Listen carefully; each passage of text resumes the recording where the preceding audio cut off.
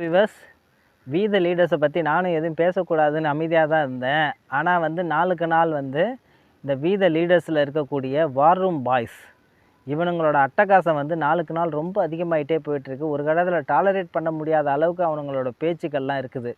சரின்னு தான் இந்த வீடியோவை நான் போடுறேன். என்னமோ அவனுங்களோட தலைவன் தான் வந்து தமிழகத்தை காக்க வந்த தேவதூதன் மாதிரியும் பரிசுத்த ஆவி மாதிரியும் இவனுக்கு கொடுக்குற பில்டப் இருக்குது. உலகம் அதாவது அளவுக்கு அதிகமாக அவனை பில்டப் கொடுத்துட்ருக்கானுங்க. சரி, இதெல்லாம் வந்து அவனுக்கு தெரிஞ்சு செய்கிறான்ல, தெரியாது செய்கிறாங்களா என்னன்னு தெரியல. சரி, அவங்களுக்கும் ஒரு விழிப்புணர்வாக இருக்கட்டும் அப்படின்றத இந்த வீடியோவை நான் போடுறேன். இப்போ வந்து அவர் வந்து அதாவது அண்ணாமலை வந்து மாநில தலைவர் ஆகிறதுக்கு முன்னாடி ஐபிஎஸ் வந்தார், எல்லாருக்கும் தெரியாது. உதறிட்டு தான் வந்து துணைத் தலைவர் ஆகி மாநில தலைவர் ஆனார். மாநில தலைவர் ஆனப்போ நிறையா வந்து பேட்டிகள்லாம் கொடுப்பாங்க. அதில் வந்து ஒரு பேட்டியில் கேட்பாங்க, என்னங்க வந்து வேலையை விட்டுட்டிங்களே, வருமானத்துக்கு என்ன பண்ணுவீங்க அப்படின்னு கேட்டப்ப, நான் வந்து ஏழை விவசாயியோட மகன், எனக்கு வந்து ஆடு இருக்குது, அதுக்கப்புறம் விவசாய நிலம் இருக்குது, அதில் விவசாயம் பண்ணி நான் பொழைச்சிப்பேங்க.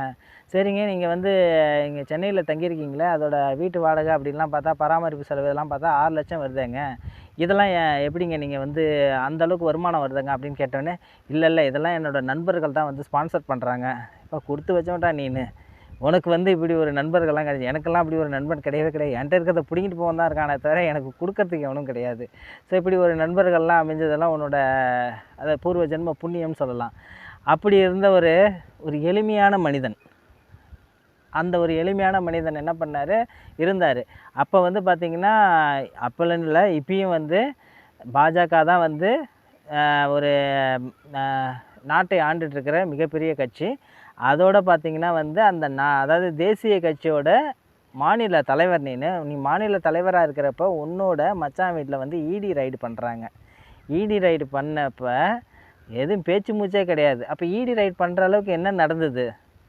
இடி ரைடு பண்ணுற அளவுக்கு என்ன பண்ணீங்க? இடி ரைடு எப்போ வரும் தெரியுமா? எதுக்கு வரும் தெரியுமா? உனக்கு தெரியாதெல்லாம் கிடையாது. அப்போ இடி ரைடு பண்ணுற அளவுக்கு ஏதோ பயங்கரமாக பண்ணியிருக்க. பேச்செல்லாம் என்ன சொல்லிகிட்ருக்காங்கன்னா, 10,000 கோடிக்கு அதிகமான அளவுக்கு சொத்து சேர்த்ததாக சொல்லியிருக்கிறாங்க. பணம் கொள்ளையடித்ததாக. ஃபுல்லாகவே பிளாக்மெயில். ஏடிஎம்கே லீடர்ஸை பிளாக்மெயில் பண்ணுறது, கொங்கு மண்டலத்தில் இருக்கவங்கள பிளாக்மெயில் பண்ணுறது, டிஎம்கே காரங்களை பிளாக்மெயில் பண்ணுறது. ஏன்னா அவனுங்க எல்லாமே குற்றம் செஞ்சவனுங்க, அவனுங்க எல்லாமே வந்து ஊழல்வாதிகள் தான். அதனால் வந்து நீ கேட்ட பணத்தை கொடுத்துட்டாங்க. அதுக்கு மிக முக்கிய காரணம் என்னன்னா, நீ தேசிய கட்சியோட மாநில தலைவராக இருந்தப்போ தான். இப்போ போய் பாரு, டங்கு வர அறுத்துருவாங்க. சரியா? உனக்கு வந்து எல்லா வசதிகளையும் கொடுத்து எல்லாத்தையும் கொடுத்து கட்சியை வளர்க்க சொன்னால், நீ கட்சியை வளர்த்த, உன்னை தான் வளர்த்துக்கிட்ட. கட்சி வந்து என்னமோ இவர் வந்ததுக்கப்புறம் தான் பூம் ஆச்சு, அதுக்கு முன்னாடி கட்சியில் யாருமே இல்லையா, எம்எல்ஏ இல்லை, எம்பி இல்லை அப்படின்னால எல்லாருமே இருந்தாங்க. எம்பி இருந்தாங்க, எம்எல்ஏ இருந்தாங்க. கட்சி ரொம்ப